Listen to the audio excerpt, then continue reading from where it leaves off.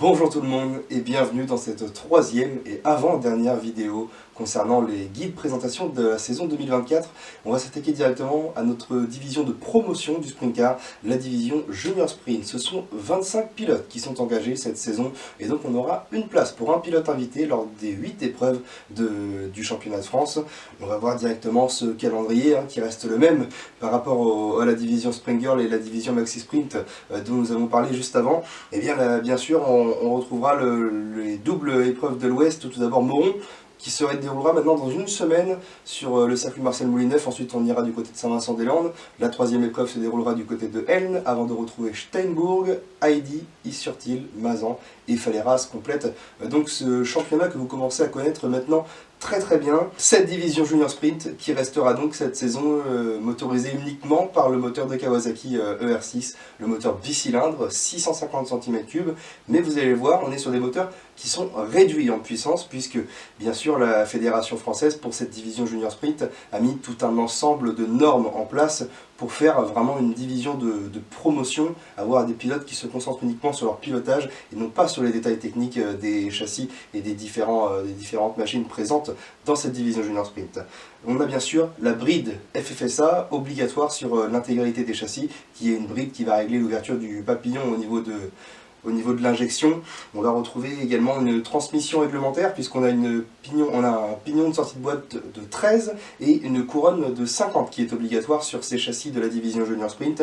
On a bien sûr un contrôle réglementaire du CDI, donc pas de cartographie moteur possible, et ça c'est un contrôle qui se fait très régulièrement, comme un contrôle au niveau des pneus. Et oui, 6 pneus sont possibles à utiliser dans le week-end pour cette division Junior Sprint, et bien sûr là aussi les pilotes doivent inscrire leurs 6 numéros de pneus au début du week-end, les donner au contrôle technique, et des contrôles sont faits tout au long du week-end. Donc là aussi il est important pour tous les pilotes de bien faire le travail dès le début du week-end, parce que ça peut coûter très cher en cas d'une disqualification. L'une des vraies particularités de cette saison 2024 et qui va être vraiment intéressante, c'est qu'on aura une vraie bataille, comme on a eu durant les 2-3 dernières années sur les pistes du championnat de l'Ouest. Et bien là, on aura une vraie bataille pour le titre féminin dans cette division Junior Sprint, puisqu'on a 7 filles qui seront présentes sur l'intégralité de la saison. Et là aussi, je peux vous dire qu'on a plusieurs filles qui arrivent des challenges et qui pourront marquer très fort les esprits. La liste est juste devant vous. Et bien on retrouvera, on en parlait, Clara Lucchini, pilote qui nous arrive du challenge Corac, comme Mathilde Babin. C'est pareil, la pilote girondine qui sera là avec son châssis Kamoto. On va retrouver bien sûr pilote habitué maintenant du championnat de France, ce sera Chloé Mazzolini, la pilote de Vesoul, pilote de l'Est. On va retrouver Alexia Tafani, la pilote lyonnaise, qui sera bien présente également. Margot Fabre, là aussi on parle des pilotes très talentueuses sur les challenges. Et bien la pilote de Mazan sera surveillée, elle qui terminait au pied du podium du challenge SEAC la saison dernière. On va retrouver Paris Fernandez, la petite sœur de Angel, qu'on a eu plusieurs années maintenant dans cette division Junior Sprint. Et bien elle sera bien là, il faudra la surveiller. Paris également avec ce châssis Ross Cross, et Thaïs Briand complétera cette liste des pilotes féminines qui participeront à l'intégralité du championnat. Thaïs qui sera bien sûr sur le châssis GRX de son grand frère Enzo, qui ne participera pas à la Coupe de France cette saison. Voilà donc, après avoir parlé de notre titre féminin, on va s'intéresser à 6 pilotes que j'ai choisis pour faire un petit peu la présentation de cette édition 2024. Voici la liste. Et bien tout d'abord, on en parlait à l'instant, Clara Lucchini, pilote qui nous arrive du côté des pistes du challenge Corac, avec un châssis MMS flambant neuf pour cette saison 2024. Elle qui montait sur le podium de meilleure féminine, c'était du côté de Bourg-Jalonny la saison dernière, pour son unique participation, il me semble, aux épreuves du championnat de France la saison dernière. Donc là aussi, ce sera une pilote qui sera à surveiller, qui commence à avoir maintenant pas mal d'expérience dans cette division Junior Sprint et qui voudra sans aucun doute aller chercher le titre de vainqueur féminine de cette Coupe de France édition 2024. Attention également à Maxime Degrave, seul et unique représentant Speedcar Wonder dans cette division Junior Sprint. Lui qui s'était essayé à ce châssis sur les pistes du challenge Corac la saison dernière, et bien partira cette saison sur l'intégralité de la Coupe de France de cette division Junior Sprint. Et là aussi, il faudra le suivre de très près.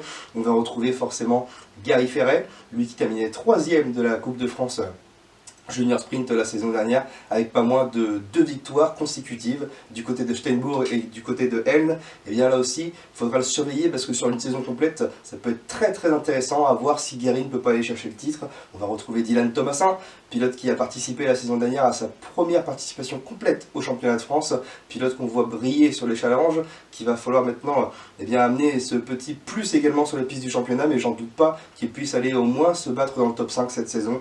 On va retrouver Margot Fabre, on en discutait, 4e du Challenge CEAC la saison dernière, pilote originaire de Mazan, qui à chaque coup fait vibrer son public, et c'était encore une superbe épreuve 2023 qu'elle nous a fait là-bas pour la Coupe de France et pour l'épreuve du Challenge CEAC en montant sur le podium les 2 fois. Donc là aussi, hâte de retrouver Margot dans la cour des grandes. Et puis on va retrouver forcément Sacha Daillot.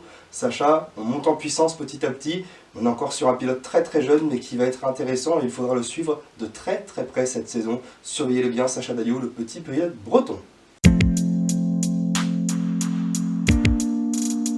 Ça y est, vous commencez à la connaître et à l'aimer cette rubrique.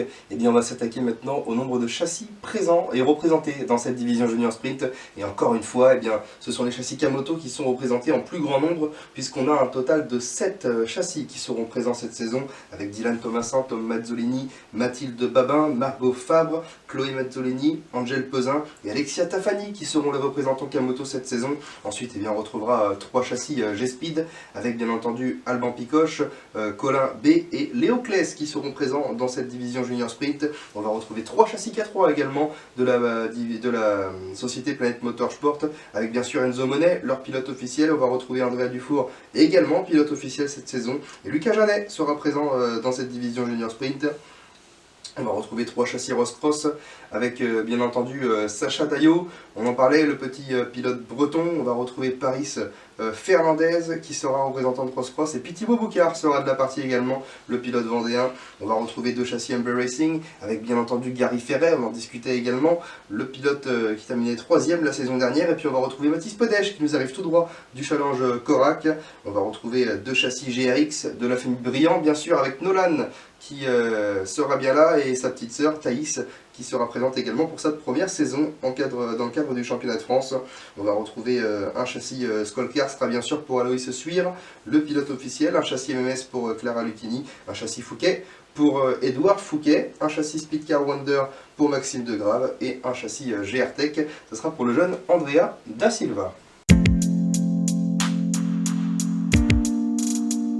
Voilà donc, la vidéo est en train de toucher à sa fin, mais bien sûr on ne va pas se quitter comme ça. Il y aura les prédictions qui vont arriver d'ici quelques instants. Mes prédictions pour cette saison 2024 de la Coupe de France Division Junior Sprint.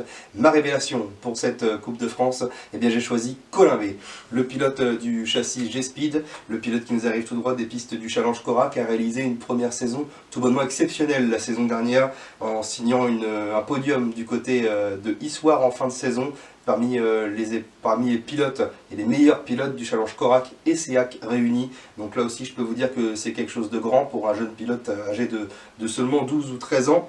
J'attends beaucoup de lui pour cette première saison, surtout réussir une adaptation parfaite sur les pistes de la Coupe de France. À la 3e position, je mets un pilote qui, ma foi, lui avait loupé un petit peu son adaptation la saison dernière. C'est Enzo Monet que je choisis de mettre à la 3e position, le pilote de l'écurie Sarigo, pilote de Saint-Igny-de-Vert, qui avait gagné le Challenge CEAC, c'était en 2022, en se battant notamment avec un certain Alban Picoche et un certain Charles Savoie, qui eux, tous les deux, ont réussi parfaitement leur insertion sur les pistes du championnat de France. Mais du côté d'Enzo, on a joué beaucoup plus de malchance. Et donc c'est pour ça, en corrigeant un petit peu cette malchance, je pense qu'on peut aller chercher le podium de cette division Junior Sprint cette saison.